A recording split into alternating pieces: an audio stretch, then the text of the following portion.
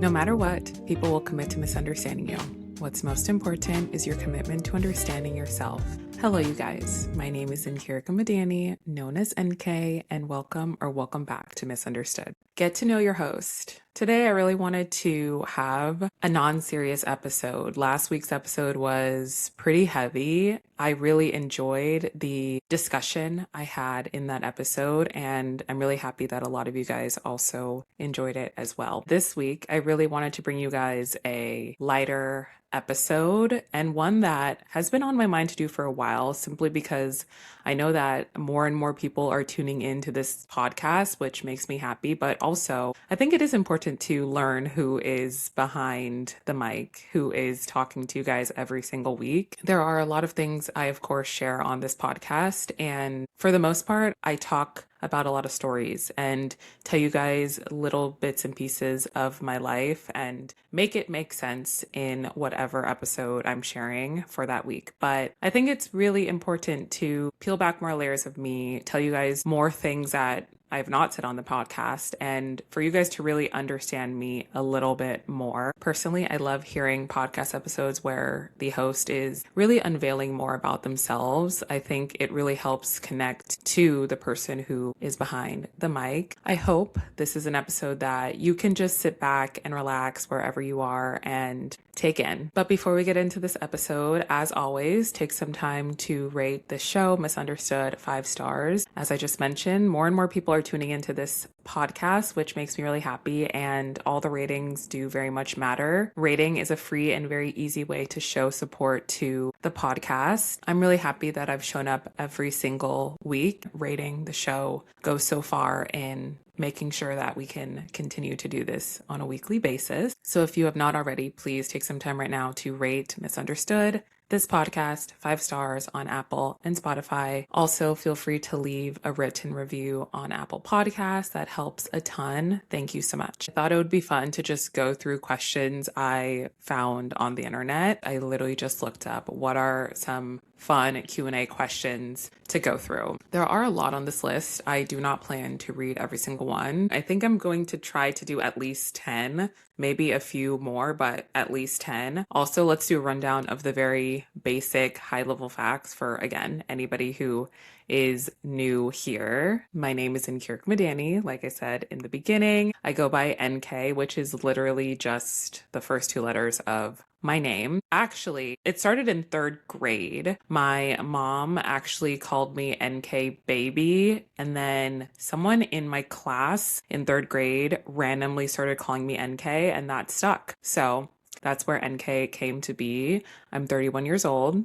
I'm a Libra. My birthday is October 1st, and I'm a proud Libra. I am really into astrology. Astrology is really fun to learn. What are my placements? I'm a Libra sun, I'm a Virgo moon, and I am a Cancer rising, which is very, very much me. Virgos are very analytical and very practical, very type A as well. Cancers are highly emotional, which totally makes sense. And me being a Libra, I like to keep the peace. I'm a mediator. I am charming. I like the pretty things in life, and I'm indecisive a lot of the time. What else? I am born and raised in Federal Way, Washington, but that is 20 minutes away from Seattle. So I always reference Seattle instead. I know most people reference the major city next to their hometown if their hometown is very small, like mine is. Federal Way is so tiny, but that is where my childhood house is. It's still there to this day. I'm one of 5 siblings. I'm the 2nd oldest. I have 2 brothers, 2 sisters, and then there's me. I was the first sibling to leave my hometown and leave the state as well to go to college. I went to college in California, specifically San Francisco, the University of San Francisco. Go Dons. Although I really don't feel super connected to college or really anywhere else other than New York, which I'll get into that later. But I love San Francisco as a city. So I'm really speaking to my college experience wasn't very amazing, but I really do love the city of San Francisco. It is one of the places I truly feel at home in. I was there for 10 years from 2013 to 2023. I graduated with a degree in accounting and a minor in public relations. I entered at KPMG for 3 years while I was in college, and then I was extended a full-time offer post-grad, and I ended up working there for 3 years after graduation, which takes us up to 2020, where I made the career switch, the life switch to leave corporate and work for myself, which I have been doing ever since then. So that is the short and sweet, all the high level facts of me, things that you would find on a resume for the most part. But just sharing here and now, I've never shared a succinct version of that in a podcast episode. So you can always reference this episode if you want to learn more about me on a high level. But now I really want to switch gears and get into this Q&A list. Like I said, these were from the internet. These are not questions that I made up, and they are in no particular order. I'm just going off of the order in which they're listed. So question number 1 is, what is your favorite way to spend a weekend? That's actually really good question. I love relaxing. I'm finding I'm loving my alone time more and more as I get older. And I really do like weekends where I am completely relaxed. However, a lot of my friends know that I love being social, but not too social. And when I say I love being social, I love being outside and I love mingling with people. But there is a time where my body tells me it's time to go home. It's time to retreat. It's time to be to myself. So with that in mind, my perfect ideal weekend would be a mix of both. It is very rare that I would be out both days of the weekend, meaning Saturday and Sunday. I think that I am a 1 day a weekend type of girl. One of the days has to be pretty much indoors. Maybe I'll go out for something, but it won't be the entire day. But then the other day, I really do want to be outside for most of the day just to strike that balance. So a perfect weekend would entail doing an activity by myself, either in the apartment or outside, and then also doing an activity with my friends. Last weekend was actually a perfect weekend. I spent pretty much the entire Saturday at home relaxing. I was reading, I was watching TV, ate whatever I want. I snacked because I love snacking. Honestly, that was a really great day. I also took a walk. So I did end up going outside and just taking everything in, which was awesome. I also went to a bookstore. It was a really good day. And then the next day, I was out for 9 hours. I had an event to go to that started at 2, I believe. This event was the Aveeno event. It was in partnership with Together. It was a beautiful event celebrating women in sports, and Misty Copeland was there. Allie, she is a pro surfboarder. So this was a panel and we got to hear from them, and that was great. I really enjoyed getting to attend that event. And then right after that, I went to Old Mates to meet up with some of my other friends to celebrate their first birthday. Old Mates is a bar in Fidei/Seaport, technically. It was so much fun. They had live DJs, they had a band. So many people were there. It was so fun, so social. I had such a great time. And then after that, we went to another bar pretty much for a nightcap. So that spanned the entire day, and I had so much fun for that weekend. So that is a good representation of how I like to spend my weekends. I need my solo time and I need my social time. All right, what is your most frequently used or favorite emoji? The first page of emojis are your most frequently used ones. Through looking at this list, I find myself using a lot of hearts. I love using hearts, so any color heart, definitely most used. I would say my favorite of this list, love using the star emoji. Not the single star one, the 3 stars next to each other. It's kind of like a shimmer. I would say that's my favorite emoji to use for any situation. What was your dream job as a child? Well, actually, I had a few. Let's see. I actually always wanted to be a fashion designer. And as I grew up, I realized that was not my calling. I love fashion, but I learned as an adult how hard the fashion industry is. And to be a designer takes a lot of work and a lot of years of practice and getting your name out there. But that is one of the jobs that I really, really wanted to do as a kid. What is your favorite book, TV show, or movie? So I'm actually going to answer all 3 of these. I'm going to take a different spin on it though. I'm going to look up all the books I read in 2025 and let you guys know what was my favorite book of last year. I read 27 books in 2025. I'm going to say two because I think that these two books are tied. I really, really liked both of them. The first one is The Paradise Problem by Christina Lauren. I read it last February. Loved it so much. And then the other book is The Nightingale by Kristen Hanna. And I know so many people love this book specifically. I think this is her most popular book. She's such a talented author. My favorite TV show. There's so many shows that I absolutely love that will just always stick with me. So I'm just gonna rattle off some of my favorite TV shows I've ever watched and ones that I have definitely rewatched. Scandal, New Girl, The Mindy Project, Suits. Oh my gosh, how could I forget Suits? I love Suits. I've rewatched it a few times now. Good Trouble. That show is so good. Also, The Bold Type. Such a good show. Okay, I could sit here and say so many more, but those are some of my favorite shows I've ever watched. My favorite movie. All right, so I've said this, I believe, on a podcast episode before, but I am trying to get more into movies. I never grew up loving movies. I would always prefer a TV show over a movie. And I came to the conclusion it's because I love binging things and I love knowing that TV shows you can just binge and binge and binge. But in terms of movies, I'm really, really trying to get into movies more. And I have always said that my favorite category of movies are movies that were made between 2000 and 2010. We can get away with 2012, but primarily in that first decade are the best movies I've ever seen, and they're usually rom-coms. So with that said, The Proposal is one of my favorite movies ever. Love it. Oh my gosh, Confessions of a Shopaholic is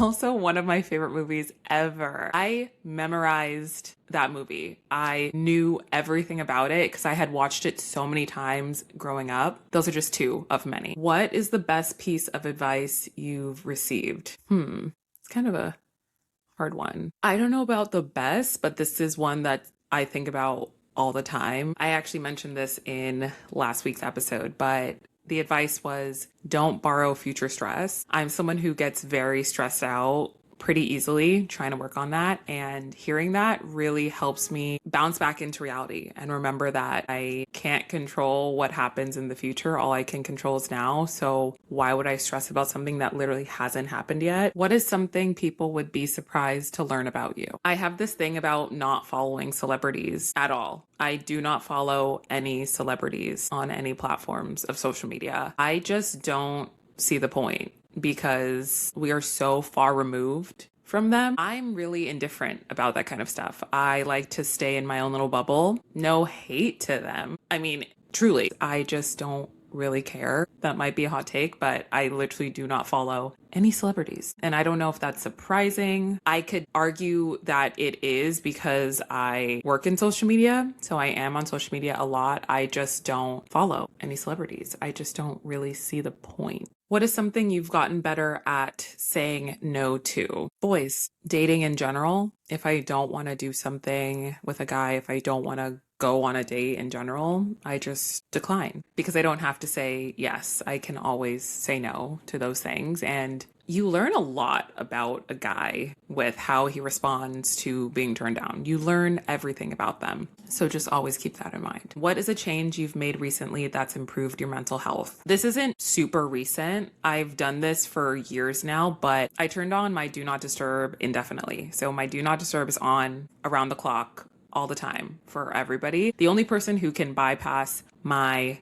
do not disturb is my baby sister, because I put a setting on there to let me know if she's ever calling or anything, because if something's wrong, I want to be the first to know, but she's it.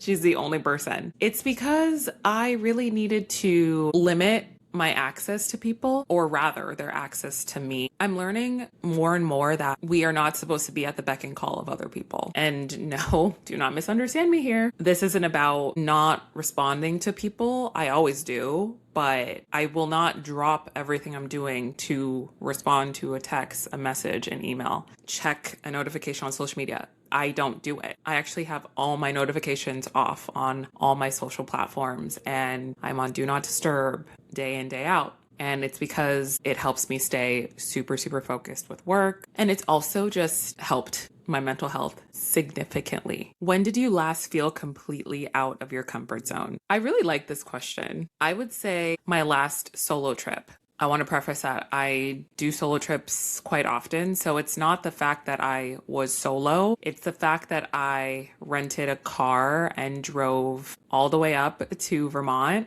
in record time, by the way, because I was trying to meet a reservation that I made 2 weeks prior to go on the gondola. That was literally the first thing I did when I got to Vermont. I had never been to Vermont.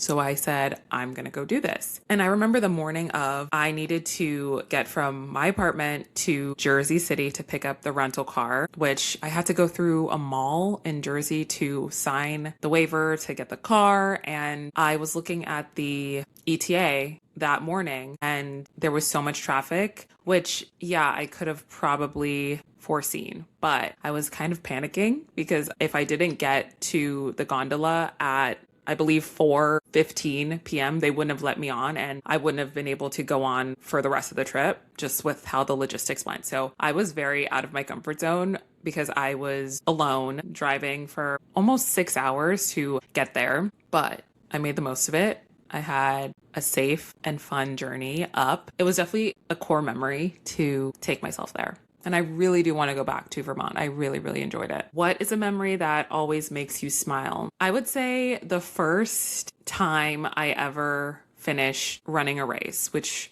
was literally last March, was my very first race. We're actually coming up on exactly 1 year since my first long distance race, which was the New York City half marathon. It was one of the hardest things I've ever done, for sure. But to have finished it, to cross that finish line, to get my medal, definitely there were tears. There were a lot of tears, but it makes me so proud of myself that I can say that I ran a half marathon as my very first race ever. Usually people just start with a 5K, start with something a little smaller, but I said, oh, I'm just going to run 13.1 miles. And it just makes me so proud because my body did that. I did that. No one can ever take that away from me. If you could be an animal for a day, what would it be and why? All right. So more fun facts about me. My favorite animal is a giraffe. Always has been ever since I believe I was in 3rd grade, was in a school project and our teacher gave us an assignment to pick an animal and I picked a giraffe. I had to make a clay figurine of the giraffe as well, but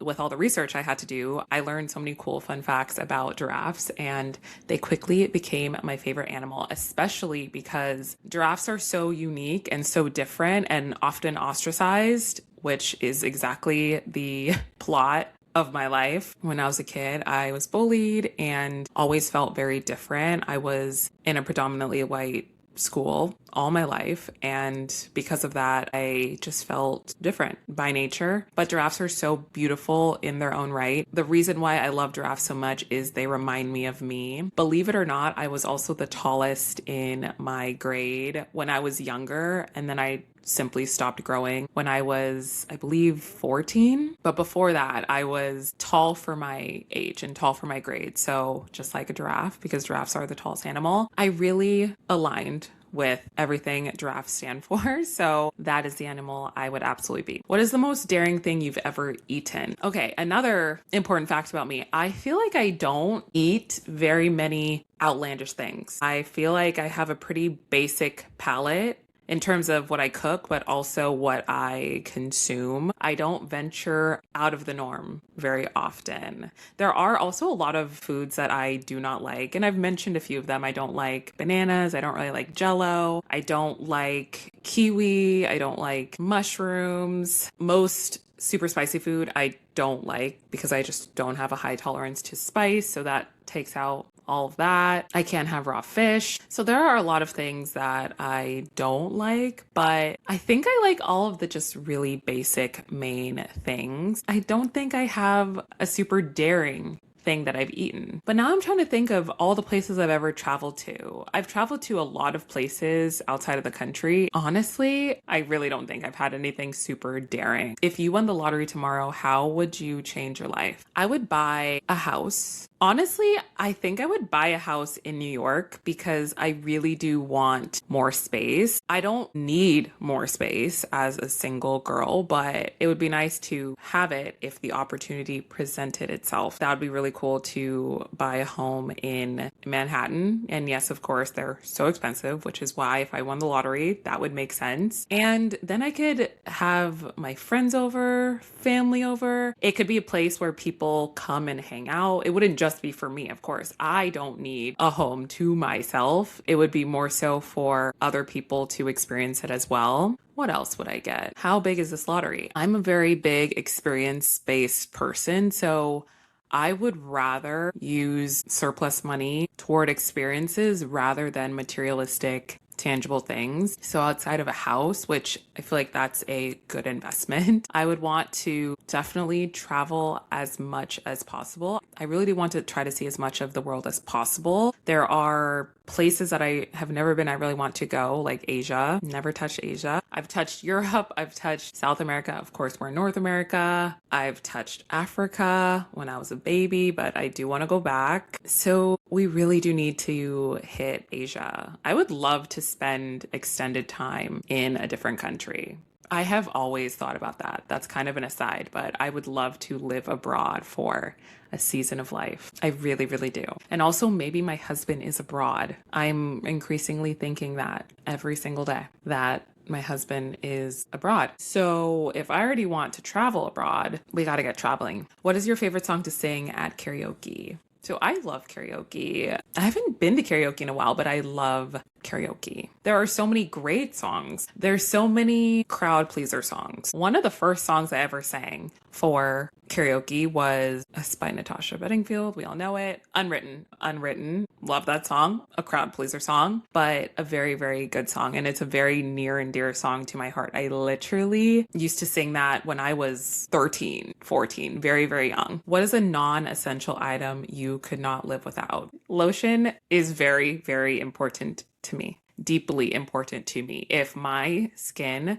specifically if my hands are dry, I actually can't operate. Like I can't focus on what I'm doing if my hands are dry. I have a lotion in my bag at all times. Everywhere I travel, I literally have lotion. And also on that note, they kind of go hand in hand because I know that I use one and then the other, but hand sanitizer is also very important to me. I've come to learn that I think I'm quite the germaphobe. I really don't like dirty things. I mean, who does? But I am very hyper vigilant when it comes to cleaning my hands before I eat. I just get so scared about getting sick and I just hate the thought of my hands being dirty and touching things. So I actually have hand sanitizer in my bag as well, wherever I go. And this is not an ad, but I was gifted the Touchland hand sanitizer, which is the spray. They are expensive. They're literally $15 per hand sanitizer, which is expensive. No one can convince me otherwise, but I do love mine.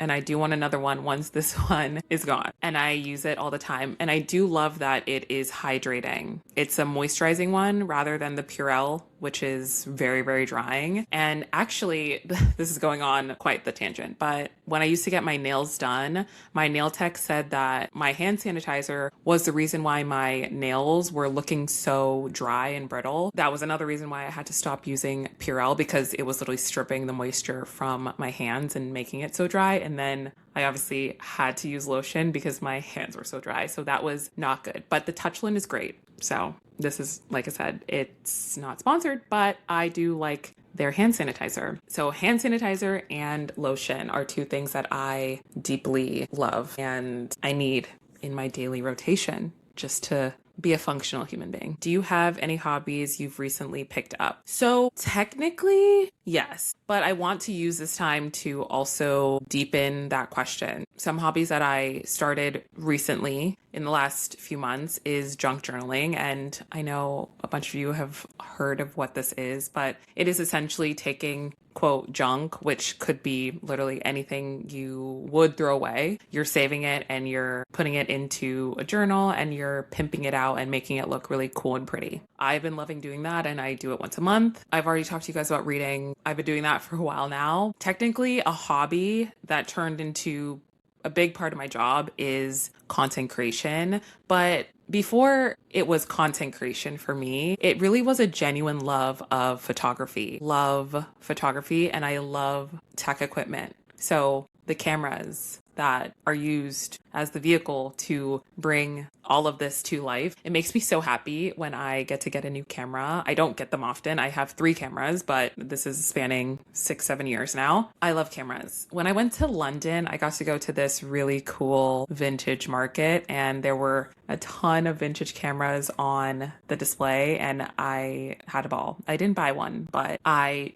love cameras. And then also I went to a bar recently with my friends, and this guy was a photographer, and he had his backpack of cameras, and he had 2 different cameras, and he let me look at the lenses, and I was kind of geeking out. That's the kind of girl I am. I love tech equipment because I have seen for myself how excited I get when I can use a camera and create a story with how I shoot. And cameras are so fun. Technically, it started as a hobby. I just loved using my cameras and taking photos, but also taking videos around the city. This is all back when I was in California before I moved to New York. It really was such a deep hobby and something I truly just loved doing before I got paid for it, which is defined as a real hobby, but it's something that really makes me happy. One of the biggest loves of my life is truly content creation, and I'm really happy that I have found it in so many forms. This is content creation. I am creating content. It makes me so happy that I get to do what I love. I'm finding my voice. I'm finding my stride.